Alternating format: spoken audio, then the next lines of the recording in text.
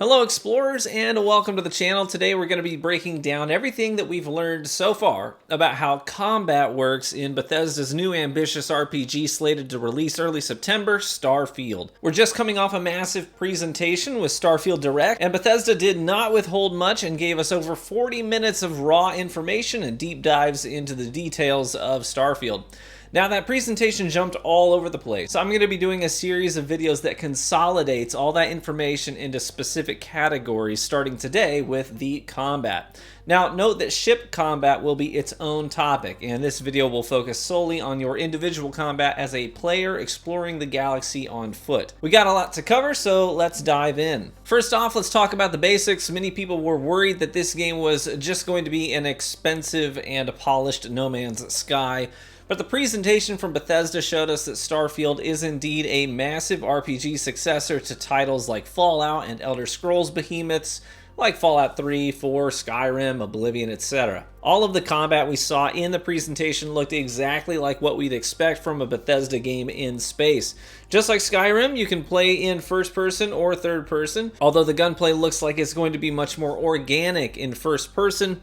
In fact, almost all of the combat they showed was in the first person perspective, so I'm assuming that they generally agree that that's the best way to experience it. Luckily, it seems Bethesda has expanded their capabilities in the FPS genre as well. Skyrim and Fallout have felt historically kind of clunky in that regard. They're great RPGs with FPS elements, but playing the game as an FPS feels like a serious downgrade compared to other titles in that genre. But it looks like the movement in Starfield is much more fluid, allowing you to sprint, jump, and slide rather seamlessly, while their previous titles have made all those things their own one-off maneuvers that can't really be transitioned to and from easily. Remember, you can't actually sprint and jump in Skyrim without the help of a mod to do so. So it's definitely refreshing to see some serious improvement in that regard, so Starfield combat can feel more organic for gamers who have come to expect certain things while fighting in a first-person perspective. Now, regarding movement, Bethesda also decided to shake up our standard movement that we get from games like Fallout and Elder Scrolls by giving us a jetpack, I think they call it a boost pack, to boost around and get a third dimension to operate in. They showed lots of combat leveraging the strengths of the jetpack to get the high ground on enemies taking cover, and they even showed that as you level up your character, you can choose to invest in skills that enhance your movement and energy consumption with the jetpack itself. True to a Bethesda title, you get to choose what matters to you when it comes to refining your actual gameplay approach. And speaking of that, let's talk about perks and how you can tailor-make your character to fight the way that you like. Bethesda showed off a number of different approaches to combat. They, of course, showcased the stealth approach, as many of their core players love that stealth archer build in Elder Scrolls titles. We saw players sneaking through vents and dropping down on unsuspecting enemies. We saw backstabs. We saw snipes. We even saw that you can customize your weapons to fit your playstyle when they showed us a futuristic Desert Eagle with a suppressor as the player crouch walked around the room picking off combatants. And of course, the sneak system is there, as we can see the word hidden front and center on your HUD to let you know that your sneak bonuses are in full effect. Personally, I've never been a huge lover of the stealth gameplay. I've done those playthroughs of classic Bethesda RPGs with stealth, but my favorite approaches are like full magic with zero armor, only cloth worn, and of course the brawler and the demolitionist approach. Luckily, Bethesda did not disappoint in that regard. We saw a build where the player was bum-rushing armed enemies with nothing but his fists, pummeling combatants in the face with heavy-handed haymakers, with a perk that did additional damage to stun enemies with unarmed attacks. We saw a player using the jetpack to fly over enemies and drop landmines down on their heads. We even saw a player use mind control to turn hostile aliens into allies to take with them into battle. And finally, what would a Bethesda game be without some kind of magic abilities?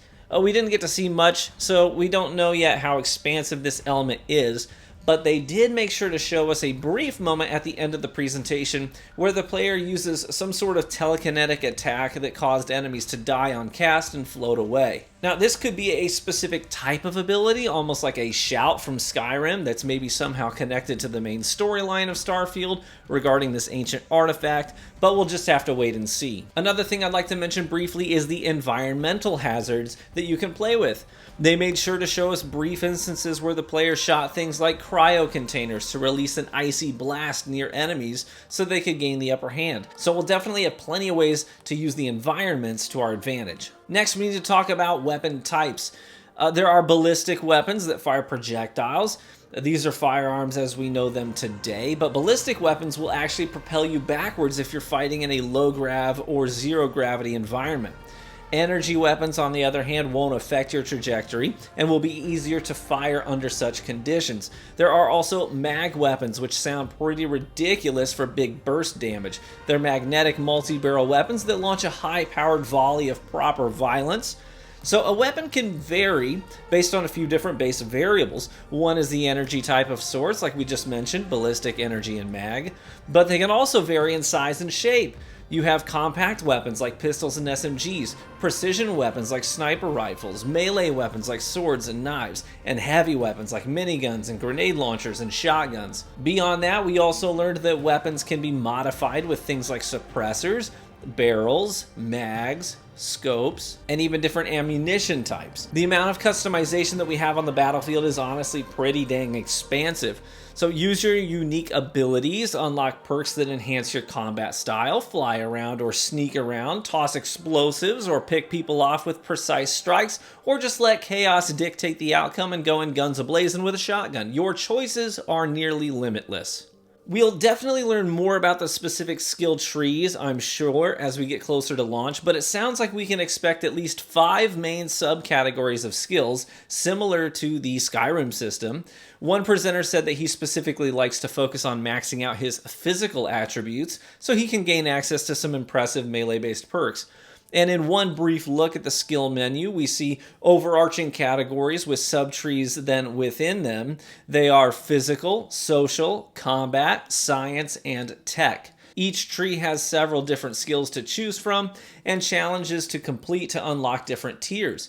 We see intimidation, for example, in the social tree, mixing up chems like alchemy in the science tree, and upgrades to ships and mining beam tech in the, well, tech tree. But we'll have to wait and see what unique perks are waiting for us. We did also see in one brief clip a player throw down a cryo mine of sorts to freeze a combatant that was charging him, and so we can assume that maybe within the tech tree we're going to be able to create things and gadgets like that as well. Now, one last thing I'd like to hit before we close out the video is about the fluidity of combat. As someone who loves playing a full mage build in Skyrim, one of my biggest pain points with the game is always pausing my battles to go into my inventory and drink potions, swap spells, etc. I was worried that Starfield wouldn't progress in that department, and the jury is still out on that technically, but one improvement I did see was a sort of plus menu that reminded me of Battlefield 5's in some ways.